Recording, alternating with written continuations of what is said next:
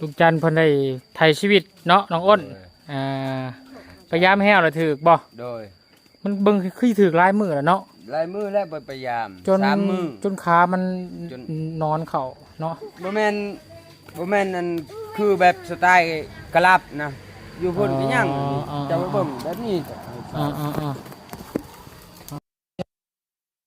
สวัสดีใช่ไปเบิ่งหาแช่งกันตะเกียบตะไคร้เย็นใช่ถึกอย่างนี้นี่โดยโอ้โดยไก่คนนี้พี่น้องครับโอ้โดยมีหยังนี่โอ้เต็มกระบุงกระตานี่50,000คือสิได้หลายอยู่เนาะโดยพอกินแล้วได้โลนึง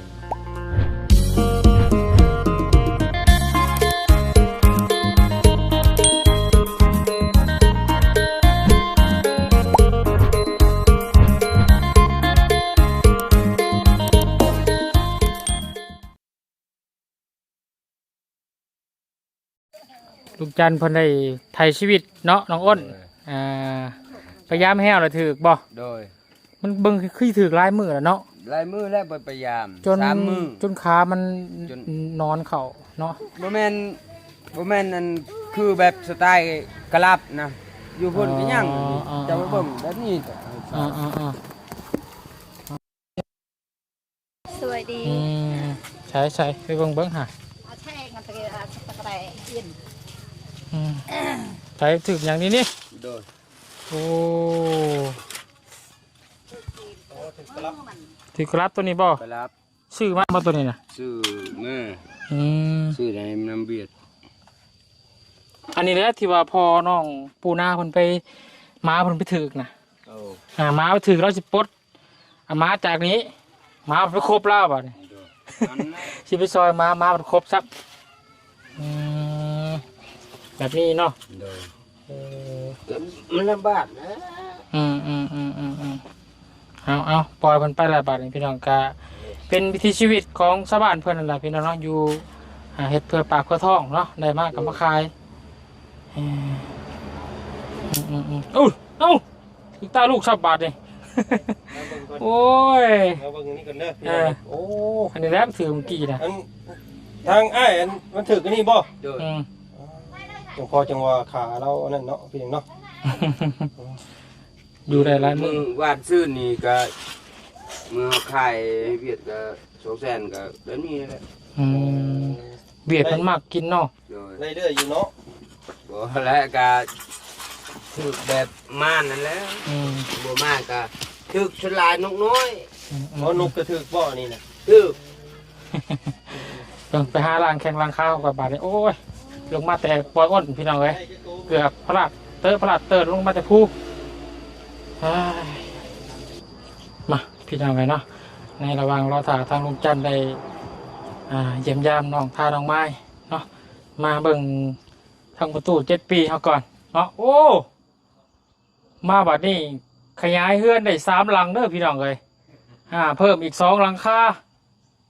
โอ้นี่ทั้งเฮือนน้อยและเฮือนใหญ่นี่เฮือนจัมโบ้เนาะทางประตูเพิ่นได้สร้างสาพัฒนาทางด้านครอบครัวเจริญกว่าเก่าพี่น้องเลยเนาะทางน้ำในก็ได้ย้ายมาผีเบิดแล้วพี่น้องเลยโอ้ยเนาะดีมุกดีใจน้ำประตูเพิ่นได้หลายพี่น้องเลยโอ้เห็นจ้อยมาถามทางประตูเพิ่นก่อนเป็นจังได๋แน่อยู่ดีมีแห้งอยู่บ่เนาะโอ้มื้อนี้คือใส่ชุดรอทำมื้อนี้เนาะพอตู้สบายดีเด้อตู้เด้ออยู่ดีมีแห้งคือใส่ชุดเท่แท้มื้อนี้อยู่เหือนเมื่อจะเฮ็ดให้เสียหญ้าให้จะได้เข้างามบ่งามครึ่งนึงงามครึ่งนึงบ่ได้งามครึ่งนึงคือว่าครึ่งนึงแบ่งครึ่งเนาะมองนึงมันบ่มีดินบ่งามบ่โดยดินบ่ได้งามมันก็บ่ได้งามโดยแต่ชวนนึงก็งามที่ชั้นนี้แล้วนี่ชวนนั้นเฮาไปกับอาเชียง บ่ได้งามแต่เขางามเดียว อืมมียังคือมีเฮือนหลายหลังทบัดนี่ อันนี้เอาเฮ็ดเฮือนไก่ เฮือนไก่ โดย ตัวใดเฮือนไก่ผู้บ่ โดย โอ้ใช้ผ้า FC ปลาลุงเพิ่นไปเบิ่งน่ะเบิ่งหา ไป เอเฮือนไก่ก็มีบาดนี่พี่น้องเอ้ย โดย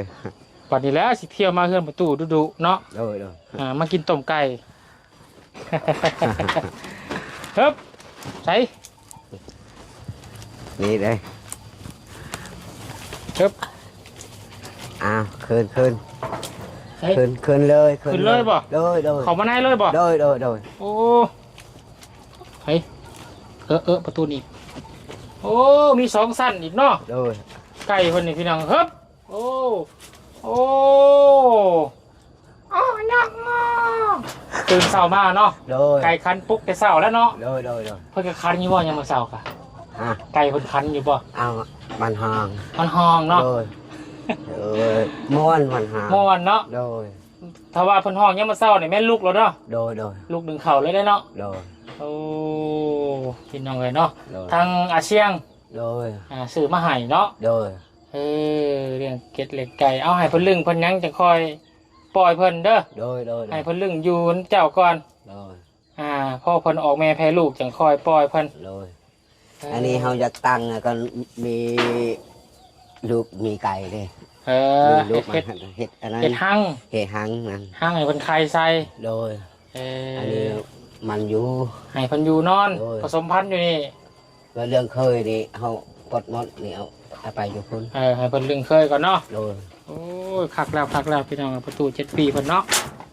เอาอัดไว้ตอนนั้นเขาวเปลือกบ่เลยหำ ยัง ในกระสอบเขาวเปลือกบ่หำ โดยยัง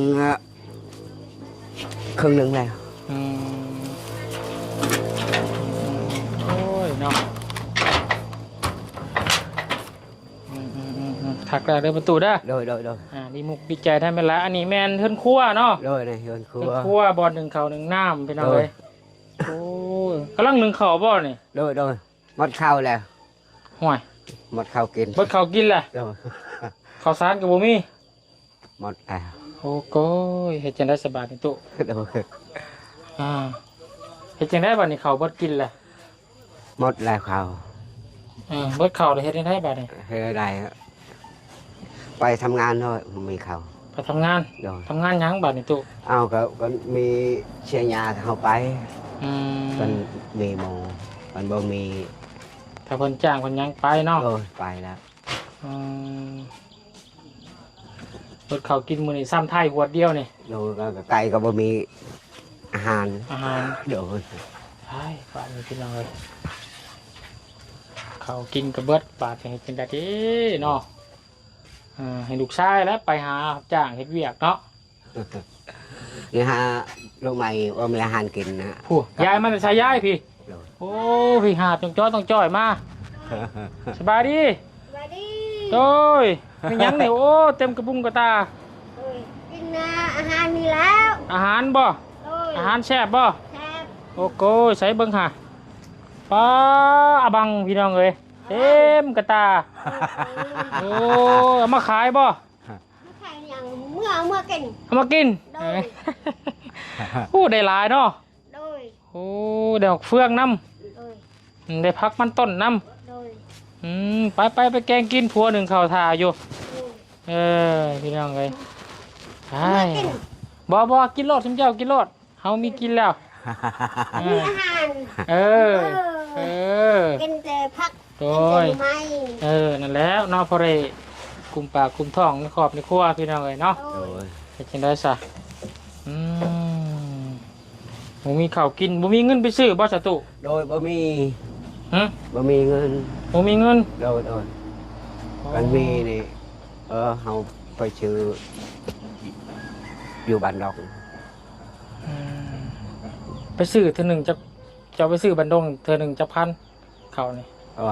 พันแต่5,000ได้โลนึง 5,000 โลหนึ่ง โดย มันได้บ่5,000 โลหนึ่งบ่ได้นะโลหนึ่งแต่โลนึงได้โล คือว่าโลนึง10ไปพัน นี่โลนึงเนี่ย ถุงหนึ่งเนาะ ทงนึง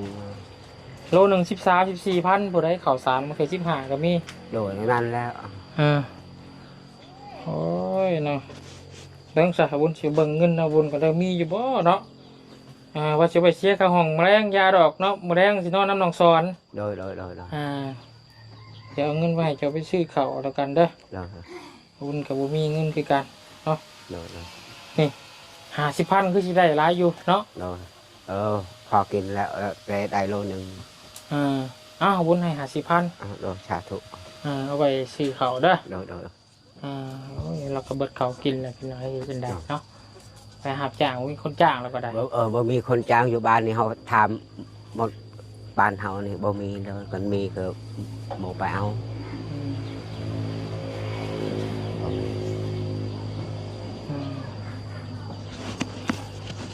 เขาคนหนึ่งหัวสุดท้าย โดยสุดท้ายแล้วนี่หมดตัวนี้แล้วสุดท้ายหมดตัวนี้ให้ได้ใช้โดยเมื่อแห้งพันตกมือนี้แห้งอันนี้มือเปลือกมอดเอากวาด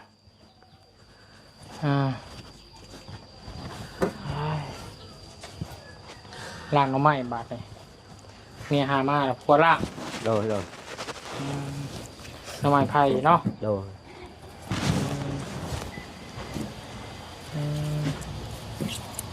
ใจต้นเราพี่น้องเขาก็บดกินจะได้สัก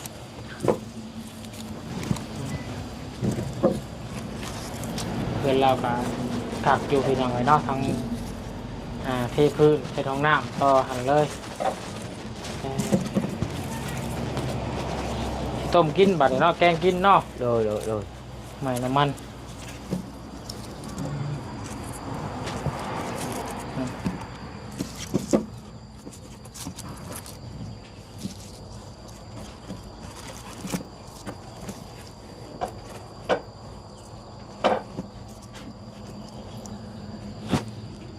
เพิ่นไปหาไก่ไปหน่อยเนาะอยู่ผู้เพิ่นไปแล้วเนาะอันนี้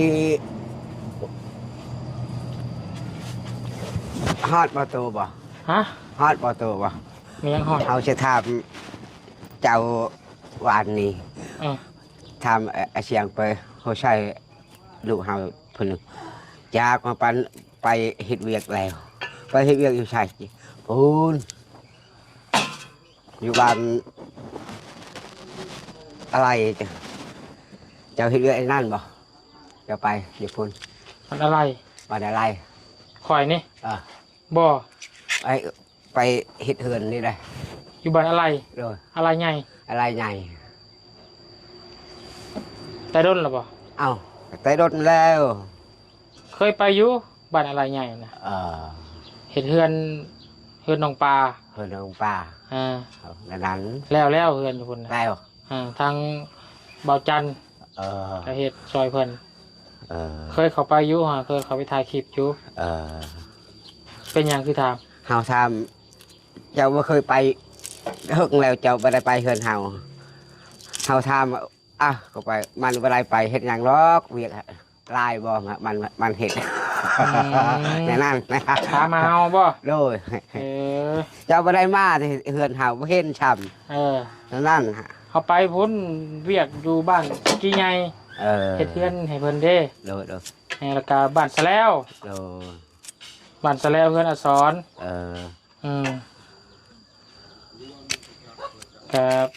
กับวางกับมาจอบมาเล่นน้ำเนาะ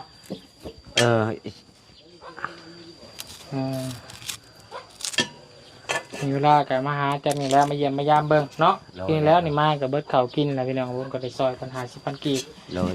ก็เลยบรรเทาไปน้อยนึงมื้อนึง2 มื้อ50,000นี่1ได้จักมื้อข้าวสารนี่ข้าวชานนี่แต่ประมาณจักมื้อไม่จักเนาะอย่าปานมื้อนึง2 มื้อบ่กินจักเทื่อว่าไงจ๊ะ50,000นี่กินได้จักเทื่อแต่เช้ามื้อนึง4 โมงไปมื้อนึงหมดแล้ว เอาไว้กินสองเทื่อ โดยเป็นช่องถือว่า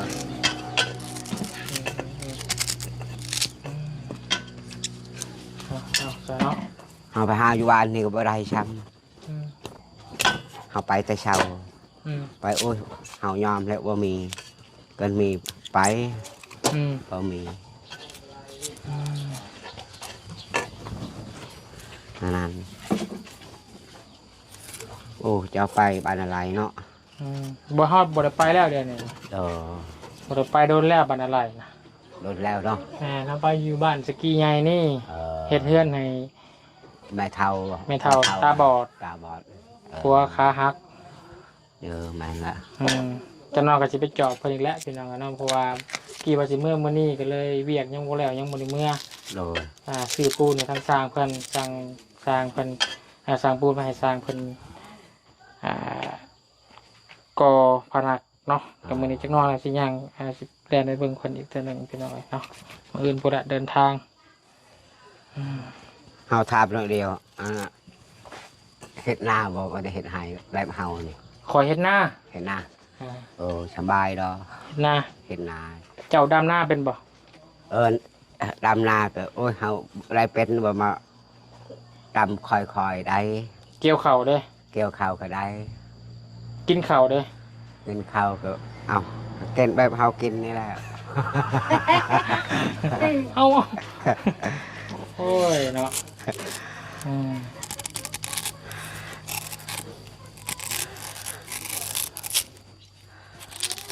อาจารย์เล่ากับมาริโอกับเฮ็ดหน้าคือกัน นาคือกัน อืม ว่ามันทางให้แบบเฮานี่โอ้ยยากแบบเฮานี่ทางให้มาบัดนี้ก็จูด อ่า แล้วจูดเฮ็ดหามากับพื้นเนาะ อ่า เวทพื้นนั่นก็ถึกอย่างแดดบ่ได้ชัก อืม อย่างพันตกอันนี้แบบนี้ก็ชักได้ อืม เฮ็ดหน้าก็โอ้กันมีนำสบายดอก อืม อยู่เฮาแต่เฮือนนี่แหละเฮือนพอใช้นี่ได้ อืม หมดบ้านนี่บ่ได้เลยเฮ็ดหน้าบ่มีเทิด อืม เท่าเทนเฮานี่ เนาะอืม แต่เฮ็ดให้แต่คนผู้ เดี๋ยว กันหากินแต่อาศัยอากับโนนี่แหละ อ่า กันบ่ได้ใช้ก็บ่มีอาหารกิน อืม แต่กินแต่นี่บ่วิตอันนี้ดอก บวิดมาใหม่ เอาไว้อย่างนี้ อ่า ไปผู้อื่นน่ะแต่ว่ากินลูกไม้นี่ อืม สิเด้อนี่เบิ่งอยากตบนี่ ไปต้มกินหน่อยเนาะ ต้มกิน ใบมันต้น โดยนี่โมคือก็บ่ได้กินนี่เอ้ยยานกินหยังอันนี้บ่เคยกินนี่ตายนะ อืม เอาประชาชนคนเราวถึกนี่เนอะไปเก็บกินนี่กินนี่มันแบบนี้ โอ้ยเมานี่ บ่ อันนี้ กิน ก็ ตัวนี้บ่ได้บ่ บ่ได้ได้ บ่คือกันบ่ บ่ได้คือกัดเด้ เลย เออ เออ อันนี้บ่คายของเวียดอันนี้ได้นี่แบบเฉียดมันนะ อืม มันนี่ อืม มันนะโปกนี่กระโตมันก็กิน อืม อันนี้ก็กิน อืม อันนี้กินบ่ได้ เออ จีแล้วก็บ่ได้ มันจะขายอย่างเดียว โดยเมา เมา โดย ขายเวียดเนาะ โดยคายเวียด อืม กินบ่ได้ อืม นั่น โอ้ยอืมทำไมไล่ก็มีเนาะ โดย ทำไมไล่ก็มีหายากบ่ทำไมไล่ช่วงนี้ โอ้ยบ่มีลายดอก มีลาย มันพันตกลายนี่ มันออก อืม ไม่บกออกก่อน อืม ไม่ไล่โอ้ย มือกิน ฮะ เอามือกิน บ่กินโลดชุมเจ้าน่ะเฮามีกินอยู่ให้ชุมเจ้ามีกินก็พอแล้วเด้อ ขอบใจหลาย อืม กันว่ามีแล้วเพิ่นเอาแล้ว อืม เมื่อกิน อืม เราจะกินผักนี่แล้ว อืม จำแก้ว ตามแจว อืม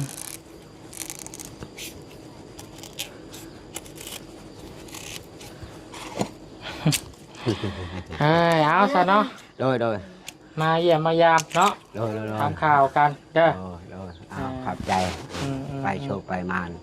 อย่าเจ็บอย่าไข้อันอยู่มีแห่งไปตลอดปลอดภัยได้เงินได้คำมันลอยคือเก่า โอ้ยสาธุเนาะอืมคอยลำคอยรวยน้ำหมูแน่ โดย ยัง สาธุ เฮากับบริทุกข์แล้วก็บริรวย โดย พอได้อยู่พอได้กิน โดย เนาะ โดยสาธุ เอาอยู่ดีมีแห้งเด้อเฮาไปทางอื่นก่อนเนาะ โดย ผมขอบใจหลายๆเนาะสู้ๆ ไป เนาะ ตลอดอย่าเจ็บอย่าไข้อันอยู่ โดยเอาเงินไปซื้อข้าวกินเด้อไปจะโอเคพี่น้องเนาะขอบคุณกะสิได้ขออนุญาตเนาะจบคลิปมาเยี่ยมประตูอาเรียกพี่น้องเนาะมาคนแก่โอ้ยบ่มีข้าวก็เริ่มสิเบิดกินแล้วเนาะก็เลยซอยเพิ่นไป50,000บ่ได้กลุ่มไปมื้อนึงพี่น้องเนาะจะได้สับพี่น้องมีแต่ไปหาโยงรับจ้างเอาละบาทนี่เนาะโอเคพี่น้องขออนุญาตจบคลิปเพียงสำนี้ก่อนพบกันคลิปหน้าเนาะคลิปนี้ก็ขอบคุณ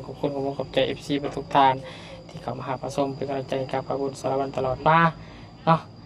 คลิปหน้าพอกันได้พี่น้องเด้ออยู่ดีไม่แห้งโศกมานำรวยสบายดีพี่น้องบัดสุขสุขคนเด้อ